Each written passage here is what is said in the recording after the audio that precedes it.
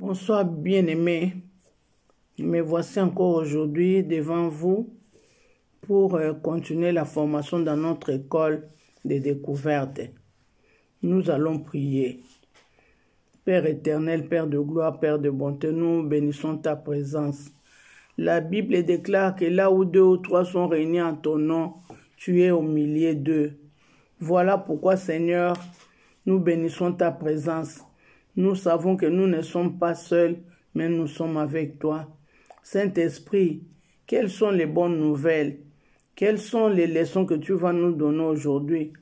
Nous allons encore découvrir quoi, Saint-Esprit?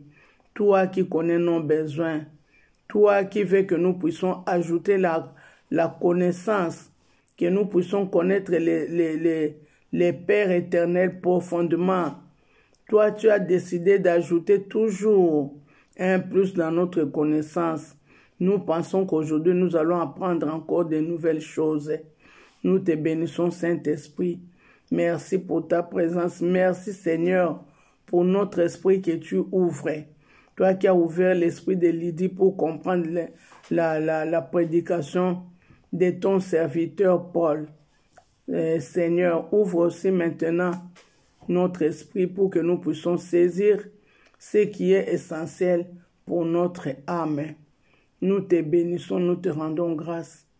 Dans le nom de Jésus-Christ, nous avons ainsi prié. Amen. Bien-aimés, shalom. Je suis revenu encore pour que nous puissions continuer la leçon sur Jéhovah Sabaoth. Nous avons dit que le mot Sabaoth voulait dire en français l'Éternel des armées. Et la fois passée, nous étions en train d'analyser les mots armée. Nous avons vu que Dieu, comme Jéhovah Sabaoth, lui combat pour nous. Il est un Dieu de stratégie. Quand nous sommes devant une situation, Jéhovah Sabaoth, comme il est le Dieu de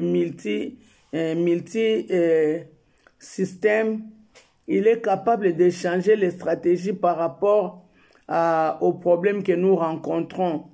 Lui, en tant que Jéhovah Sabaoth, peut nous secourir quand nous sommes dans les besoins.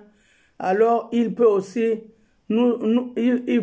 combattre quand nous sommes devant un combat. Alors, pour tout ce qu'il fait, il utilise une armée. Alors, cette armée-là, il n'utilise pas une armée, mais il utilise deux armées. Alors, la fois passée, nous avons parlé que il peut utiliser l'armée céleste. L'armée céleste qu'on appelle encore le corps céleste.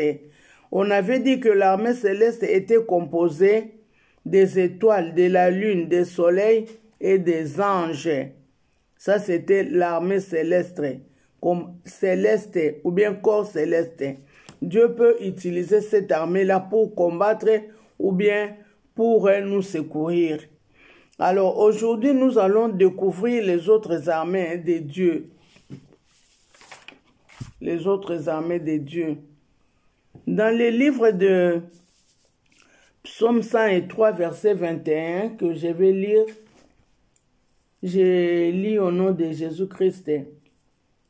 Bénis l'Éternel, vous toutes ses armées, qui êtes ses serviteurs et qui faites sa volonté. Ici, la Bible est claire. Elle dit que les serviteurs de Dieu font partie de l'armée de Dieu.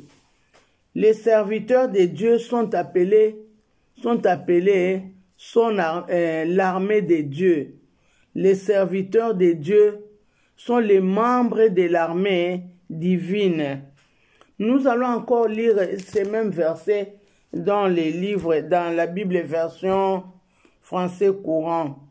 Donc, Psaume 103, verset 21, que je vais lire au nom de Jésus-Christ. Remerciez le Seigneur, vous l'armée de ses serviteurs, qui accomplissait tout ce qu'il désire. Voilà. Donc, pour l'Éternel, pour l'Éternel, les serviteurs de Dieu font partie de son armée. Donc, les serviteurs de Dieu font partie de l'armée de Dieu. Alors, il est vrai que la Bible parle des serviteurs de Dieu qui forment son armée. Mais qui est serviteur? Qui est ce serviteur de Dieu? Alors ici, nous disons que tous ceux qui ont donné leur vie à Christ doivent faire partie des serviteurs de Dieu. C'est-à-dire que quand tu as accepté Christ comme Sauveur et Seigneur, tu fais partie des serviteurs de Dieu. Pourquoi? Parce que dans une église, il ne doit pas y avoir des spectateurs. Tout celui qui a donné sa vie à Christ doit être un acteur, c'est-à-dire un travailleur, un serviteur de Dieu dans un domaine ou dans un autre pour se préparer par rapport à l'obtention des couronnes au ciel. Voilà, je voudrais expliquer ceci, mes chers amis. Quand nous donnons notre vie à Christ, nous naissons de nouveau. Nous devenons une nouvelle créature. Nous commençons une vie nouvelle. Alors, quand nous commençons une vie nouvelle, au fur et à mesure que nous écoutons la parole de Dieu, nous devons grandir. Nous devons croître.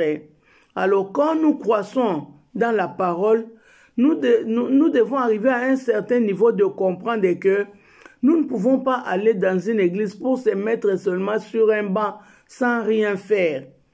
Tout le monde qui a donné sa vie à Christ doit chercher à travailler pour le Seigneur dans un domaine ou dans un autre. Voilà pourquoi Dieu appelle ceux qui ont donné leur vie à Christ, Dieu les appelle serviteurs. Ne sois pas timide. Ne crois pas que l'essentiel pour toi que tu aies donné ta vie à Christ, c'est fini. Sache bien que nous devons nous préparer pour obtenir des couronnes au ciel. Pour avoir des couronnes, tu dois montrer au Seigneur ce que tu as fait. Qu'est-ce que tu as fait pour lui? Il y a un serviteur de Dieu qui avait chanté au Congo qu'il y aura un tribunal de Dieu. Et c'est vrai, ça c'est la vérité. Il y aura un tribunal de Dieu. Mais ce tribunal-là, pour les chrétiens, on ne va pas leur poser des questions. Pourquoi toi tu as injurié telle personne? Pourquoi toi tu as menti? Pourquoi toi tu as refusé d'aller à l'église? On ne va pas poser des questions comme ça. Mais on va demander à chacun qui a donné sa vie à Christ pour lui demander, on va lui demander, qu'est-ce que tu as fait pour moi? Chacun doit montrer ce qu'il a fait comme travail pour le Seigneur et on va lui donner des couronnes par rapport à ça. C'est pourquoi moi aussi, ici, j'insiste souvent pour vous dire que quand vous prenez ces enseignements que moi je donne, vous pouvez avoir ce travail-là d'envoyer aux autres. Vous envoyez ces messages aux autres. C'est un travail d'évangélisation. Ce n'est pas que tout le monde doit être converti en une seule fois, mais quand vous envoyez des messages, ça peut convertir n'importe qu'une personne. Et Dieu comptera que tu as travaillé pour lui. C'est pourquoi même moi, quand je travaille dans mes émissions, je dis toujours, et j'ai pris, Seigneur, si au travers ces messages, si tu peux toucher n'importe qu'une âme, cela me fera du bien parce que une âme par rapport au Seigneur coûte très très très cher. Et cela me donnera un jour de couronne. Voilà pourquoi tu dois chercher à travailler pour le Seigneur. Moi, dans notre église, là où je suis, quand je commençais à aller dans cette église-là, j'ai cherché à parler au pasteur. J'ai dit, pasteur, moi je voudrais chercher à servir le Seigneur dans notre église. Les pasteurs me regardaient. Pourquoi? Parce que ici, en Europe, eux, ils voient que tout travail que quelqu'un fait, il doit être payé. Moi, j'ai dit au pasteur, non, c'est du bénévolat. Je voudrais travailler pour mon Dieu. Je ne voudrais pas rester seulement sur le banc. Même pour nettoyer l'église, je suis prête. Alors, le pasteur m'a dit, alors je te mettrai en contact avec la personne qui prend soin du nettoyage. Comme ça, on va t'accueillir là-bas pour que tu commences à servir le Seigneur dans le nettoyage. J'ai dit oui, gloire à Dieu. Et maintenant, chaque fois quand c'est mon tour, je pars là-bas, j'ai prie. Après avoir prié, je me mets à nettoyer l'église. Je nettoie l'église tout en sachant que pour ce travail, Dieu va me payer. Un jour, j'aurai la récompense. Voilà pourquoi quand tu vas à l'église, sache bien que le Seigneur te voit déjà comme son serviteur. Il te reconnaît comme son serviteur. Ne dis pas toujours que non, comment je vais travailler. Ne crois pas que pour servir le Seigneur, il faut seulement prêcher la parole de Dieu. Non, tu dois travailler pour le Seigneur dans tous les domaines. Dans tous les domaines à l'église. Voilà. Donc, Dieu dit que il peut utiliser ses serviteurs comme son armée. Et ces serviteurs-là, nous pouvons encore les appeler les rachetés, comme nous pouvons encore les appeler les saints. Moi, je préfère ici qu'on les appelle les saints. Alors, dans le livre de Psaume 103,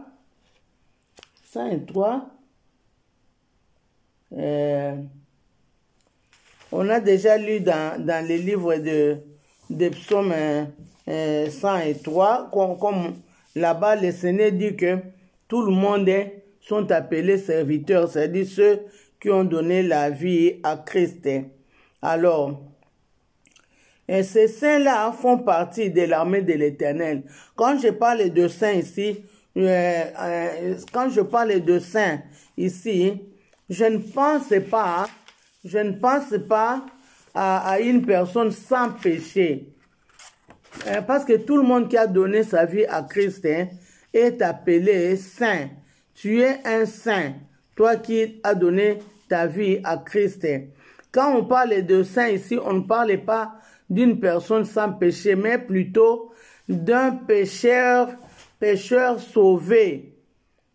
Dans le Nouveau Testament, la Bible dit que c'est par la foi au Seigneur Jésus-Christ qu'un pécheur devient saint. Donc quand on croit, on devient saint. C'est-à-dire que les saints sont des personnes qui ont accepté Jésus-Christ comme sauveur et Seigneur. Ils sont des personnes mises à part. Ils sont les personnes mises à part pour les services de Dieu.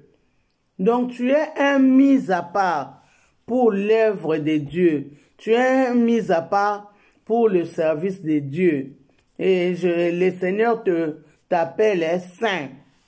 Dans le livre de Romains chapitre 1 verset 7, la Bible déclare: à tous ceux qui à Rome sont bien-aimés de Dieu, appelés saints par vocation.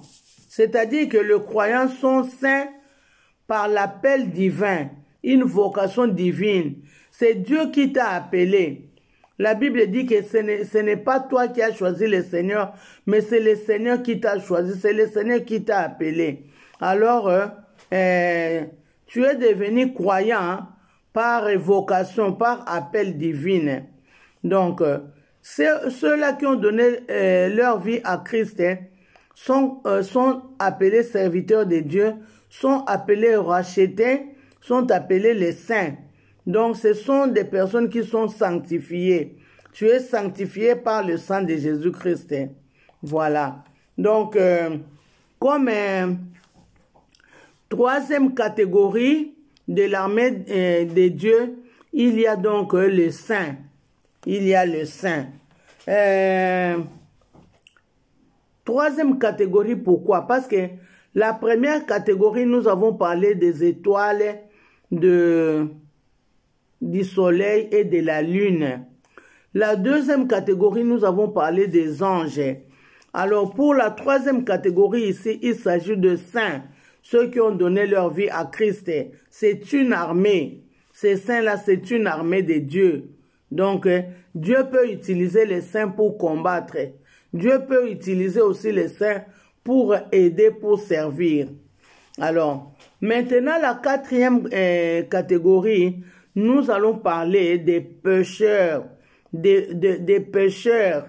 On va lire dans le livre de Juges, chapitre 6, versets 1 à 2. Là, la Bible dit: les enfants d'Israël firent ce qui déplaît à l'Éternel. L'Éternel les livra entre les mains des Madians pendant 7 ans. Nous connaissons cette histoire. Nous avons déjà lu ces passages quand on avait parlé de Gédéon. Nous avons dit que les enfants d'Israël ne se comportaient pas bien. Ils commençaient à adorer les idoles et Dieu était en colère. Dieu a livré ces enfants d'Israël entre les mains des Madians pour que le Madian puisse les dominer, pour que le Madianite puisse les persécuter, les faire souffrir. Et cela a été pendant 7 ans que les Madianites ont menacé les enfants d'Israël. Donc le Seigneur peut aussi utiliser un païen. Quand il voit que toi tu te comportes pas bien, il peut utiliser un païen pour te rendre la vie très très difficile. Quand le païen te rend la vie difficile, après tu vas encore chercher secours au Seigneur, tu vas chercher à te repentir, à renouveler ta relation avec Dieu, et en ce moment-là, Dieu peut intervenir. Donc, Dieu peut utiliser, nous avons dit, l'armée céleste. Dieu peut utiliser les saints et Dieu peut utiliser encore les pécheurs. En tant qu'Éternel des armées, Dieu peut utiliser toutes ces armées pour accomplir ses plans. Pour accomplir ses plans. Quels sont ses plans? Secourir ou combattre pour son peuple. Combattre ou secourir pour son peuple. Alors, pour récapituler un peu, nous avons parlé de Jéhovah Sabaoth qui voulait dire Éternel des armées. Dans le mot Sabaoth, nous avons dit qu'il y avait 2 pensées. La pensée de combattre et la pensée de secourir. Et nous avons dit que cela dépendait de la situation qui se présente. Alors, quand la situation se présente par rapport au combat, Dieu utilise son armée. Alors, pour ce qui concerne le mot armée, nous avons vu que Dieu utilise cette armée pour combattre ou pour servir. Alors, par rapport à cette armée, nous avons dit il peut utiliser l'armée céleste, appelée encore corps céleste, là où nous avons parlé des anges, des étoiles, de la lune, du soleil. Dieu peut aussi utiliser l'armée terrestre. Dans l'armée terrestre, nous avons vu le saint, c'est-à-dire le croyant, ceux qui ont donné leur vie à Jésus-Christ. Comme aussi, Dieu peut aussi utiliser les pécheurs, c'est-à-dire de païens, ceux qui ne connaissent pas le Seigneur. Il peut les utiliser pour secourir ou pour combattre. Voilà notre leçon d'aujourd'hui. Mais je voudrais signaler que vous savez que ça c'est une école. Comme c'est une école, il nous arrivera parfois à faire des devoirs, à faire des interrogations dans cette école de découverte. Voilà pourquoi, là, je vais vous donner un devoir à domicile. Un devoir à domicile. Je vais vous demander, avant la semaine prochaine, que vous puissiez lire les livres de 2 Rois, chapitre 3, verset 1 jusqu'à 27. Ça sera la suite de notre leçon de la fois prochaine. Mais je vous demande de lire parce que il y aura une interrogation. Je vais poser des questions pour faire l'interrogation. Donc, les livres de 2 Rois, chapitre 3, verset 1 jusqu'à 27. J'aimerais que vous puissiez lire ça parce que c'est un texte très très long et c'est mieux que vous soyez déjà, vous connaissiez déjà quelque chose par rapport à ça et quand on va expliquer, ça sera facile. Donc c'est ça notre devoir à domicile. 2 Rois chapitre 3, verset 1 jusqu'au verset 27. Voilà ce que Dieu voulait nous donner aujourd'hui. Donc, notre sujet était continuer à connaître l'armée de Dieu sur le plan terrestre. Alors, sur le plan terrestre, nous avons vu qu'il s'agissait des saints, c'est-à-dire ceux qui ont donné leur vie à Christ, et il s'agissait de païens que nous appelons encore les pécheurs. Voilà, c'est fini, nous avons terminé notre leçon d'aujourd'hui. Je voudrais qu'on puisse aller mollo parce que cette leçon de Jéhovah Sabaoth est tellement vaste que si je donnais à la fois beaucoup de choses, ça va compliquer la compréhension. Voilà pourquoi on est en train de partir mollo. Donc pour aujourd'hui, c'est ça le message que le Seigneur nous a donné. N'oubliez pas de faire les devoirs. Vous, chaque fois le soir, quand les enfants rentrent à la maison, vous êtes là en train d'insister pour que les enfants fassent leurs devoirs à domicile. Maintenant, à vous aussi, vous avez un devoir à domicile par rapport à la parole de Dieu. Et cela n'est pas seulement pour ma satisfaction que je sois contente que vous avez respecté, mais Dieu sera aussi content de vous voir comment vous êtes fidèles à faire les devoirs. Ça, c'est une école. N'oubliez pas que nous sommes dans une école. Donc, il nous arrivera à faire des devoirs et des interrogations. Donc, après la leçon prochaine, je crois que nous aurons une interrogation à faire. En tout cas, que le Seigneur vous bénisse. Que le Seigneur vous bénisse. On a terminé le cours d'aujourd'hui. On va prier. Seigneur, Papa, merci. Merci pour le temps que nous avons passé à tes pieds. Seigneur, nous ne sommes pas sortis bredouilles. Nous avons appris quelque chose. Nous avons appris que les croyants sont appelés de saints et que les croyants doivent être des serviteurs, que chacun qui a donné sa vie à Christ doit être un serviteur. Merci mon Dieu, merci mon roi pour cette nouvelle connaissance que tu as ajoutée à nous. Seigneur, réveille tout enfant de Dieu qui est en train de chauffer le banc à l'église, qui ne fait absolument rien, qu'il se lève pour travailler dans ton œuvre. Ô Seigneur, réveille tous tes enfants, parce que chacun de nous doit chercher à préparer les récompenses qu'elle aura au ciel. Ô Seigneur, réveille tes enfants. Je m'oppose à tout esprit d'intimidité qui règne dans nos frères et dans nos sœurs qui ne font absolument rien à l'église. Et qu'ils soient réveillés, Seigneur mon Dieu, mon roi, pour chercher à travailler dans ta maison. Sois béni, sois magnifié, sois exalté, Seigneur, dans le nom de Jésus-Christ. Nous avons ainsi prié. Amen. Amen, amen, amen, mes bien-aimés. Nous allons nous revoir la semaine prochaine par la grâce de Dieu.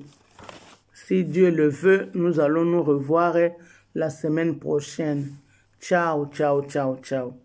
À la fois prochaine. Merci beaucoup.